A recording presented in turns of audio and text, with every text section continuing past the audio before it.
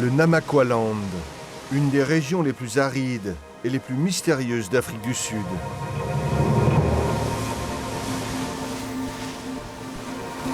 Depuis la frontière avec la Namibie, le Namaqualand s'étend le long de l'Atlantique Sud et de ses eaux froides. Près de 1000 km de roches et de sable, face à un désert de vagues et d'embruns, un paysage sidérant.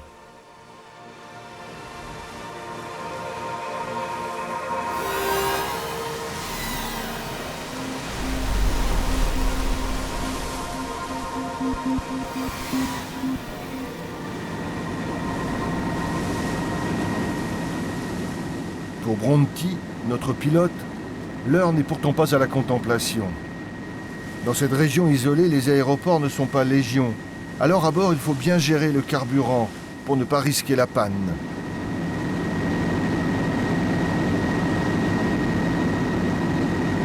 Il y a très peu de moyens de se ravitailler par ici.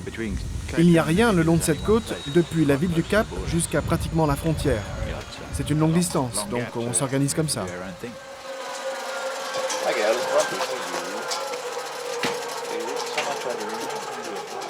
C'est toujours un problème de ravitailler un hélicoptère. Toujours. Il n'y a jamais assez de carburant. Rendez-vous sur une piste perdue dans la brousse. Le carburant arrive par la route.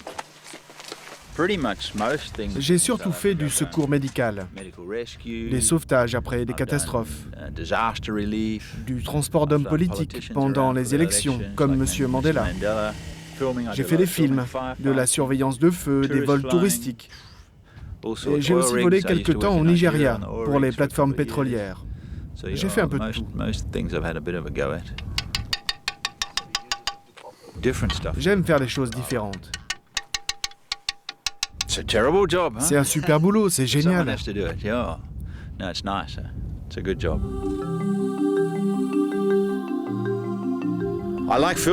J'aime beaucoup filmer.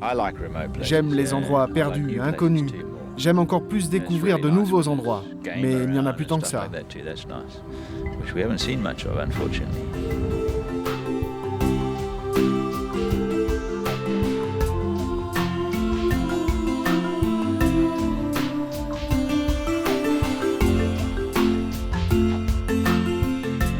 Je viens d'Australie, et ça ressemble un peu à ici.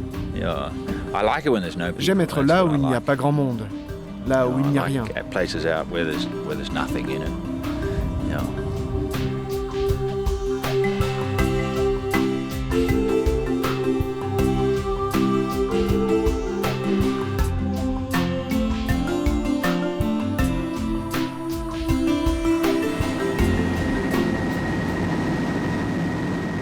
Je suis en Afrique depuis plus de 20 ans. C'est un endroit fantastique.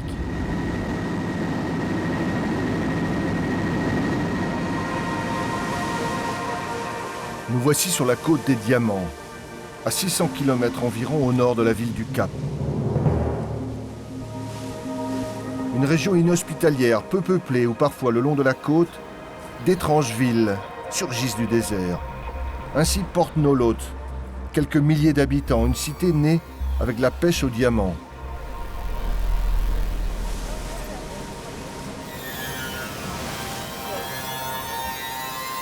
Des aventuriers pleins d'espoir embarquent à bord de ces bateaux munis de longs tuyaux aspirateurs. Des semaines, des mois, ils forent le fond de l'océan. Une folie.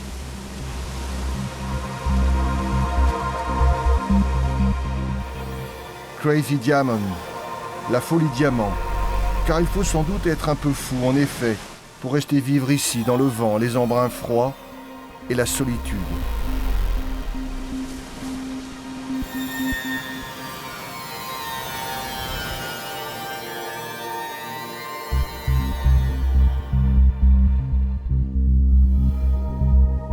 Quelques centaines de mètres en retrait de la côte,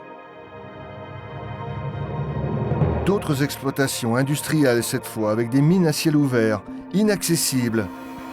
La côte des Diamants est une région extrêmement gardée. Pour y entrer et circuler, il faut un permis. On peut la survoler, mais pas s'y arrêter, même en cas de pépin. Voilà qui soucie Bronti, qui connaît les turpitudes de la météo locale.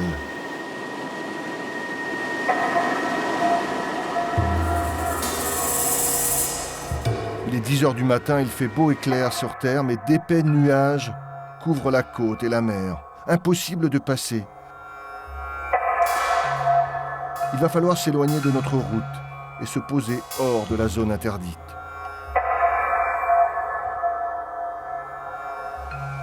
Le brouillard ne vient jamais des terres, toujours de la mer. Ça dépend de la température au sol. Quand l'humidité froide de la mer rencontre l'air chaud de la terre, il y a toujours du brouillard. Et toujours, il arrive de la mer. Jack est un afrikaner, un blanc d'Afrique du Sud, qui habituellement parle l'afrikaans, langue dérivée du néerlandais. Jack connaît bien cette côte. Le brouillard, il vit avec.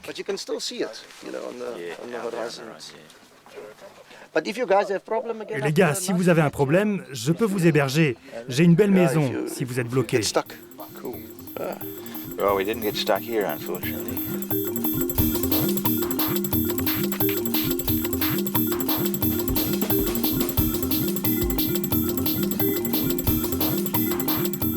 Le courant froid est le courant béni des pêcheurs d'Afrique du Sud. Il apporte poissons en quantité, fait de l'Atlantique Sud une très prisée zone de pêche. On y trouve merlus, anchois, sardines, à foison.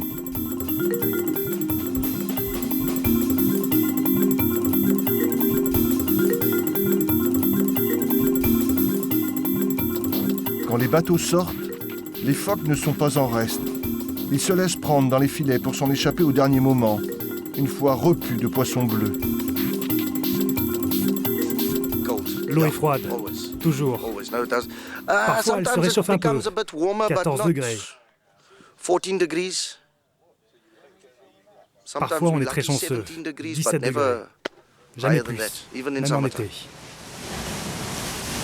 Retour sur les bords de mer en direction du sud. Début d'un commencement de peuplement le long de cette côte qui rappelle furieusement l'Atlantique Nord, quelque chose entre l'Irlande et la Bretagne. On est loin en tout cas du Namaqualand. Vers la baie de Sainte-Helena, en première ligne face à l'océan, quelques villas occupées quelques jours par an. Plus en retrait, les usines de poissons, celles qui occupent des milliers de bras.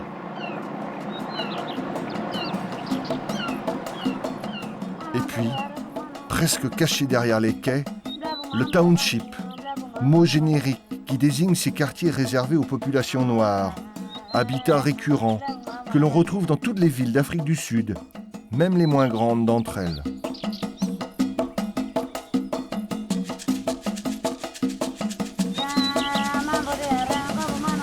Près de la baie de Sainte-Helena, un autre village, un autre visage de cette côte ouest méconnue d'Afrique du Sud.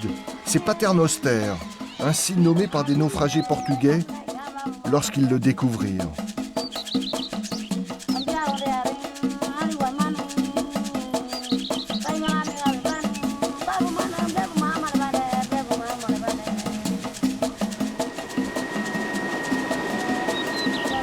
L'Afrique du Sud est vraiment différente du reste de l'Afrique. Quand tu passes la frontière, tu vois beaucoup plus de villages éparpillés avec des petites fermes, des petits villages. Ici, tu n'as plus ça. Dans le reste de l'Afrique, ça n'a rien à voir. C'est encore comme c'était il y a longtemps, j'imagine.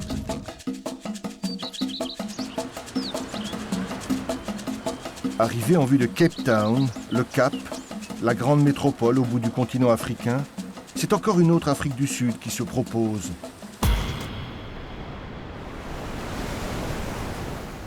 De la ville du Cap, on connaît surtout ce visage lisse, moderne, huppé, une ville occidentale. Et s'il n'y avait pas la montagne de la Table qui la domine très facilement, on pourrait se croire à San Diego en Californie.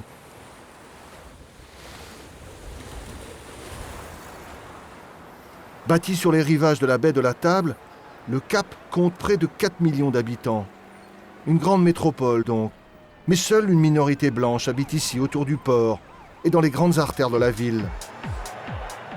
Profusion de magasins, vie nocturne animée, C'est une ville unique, et on oublierait presque que le Cap est aussi et d'abord une ville africaine.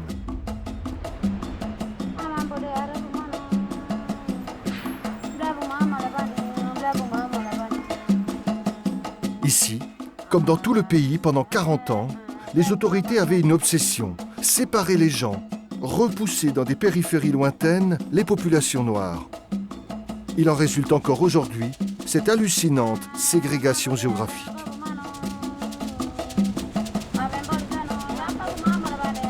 À une vingtaine de kilomètres du centre-ville, nous voici à Khayelitsha, le plus grand township du Cap.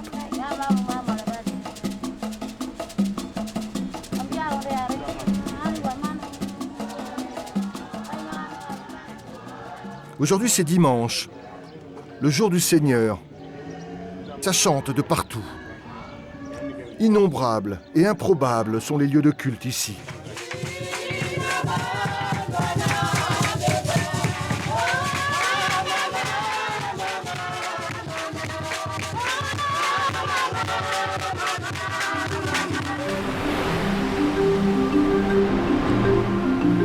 Ce pays a le don pour brouiller les pistes.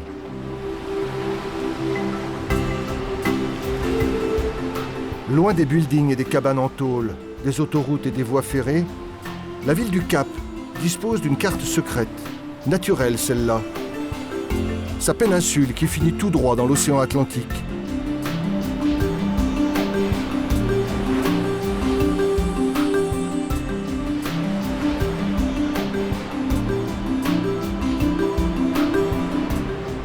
La pointe sud du continent africain.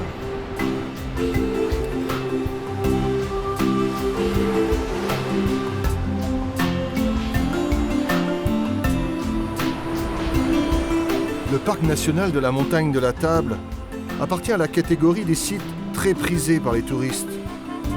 Ils aiment rejoindre cette extrémité de continent. Le lieu, il est vrai, est symbolique, historique, magique. Certains font même presque le tour du monde pour venir se faire immortaliser ici, devant la pancarte du Cap de Bonne-Espérance,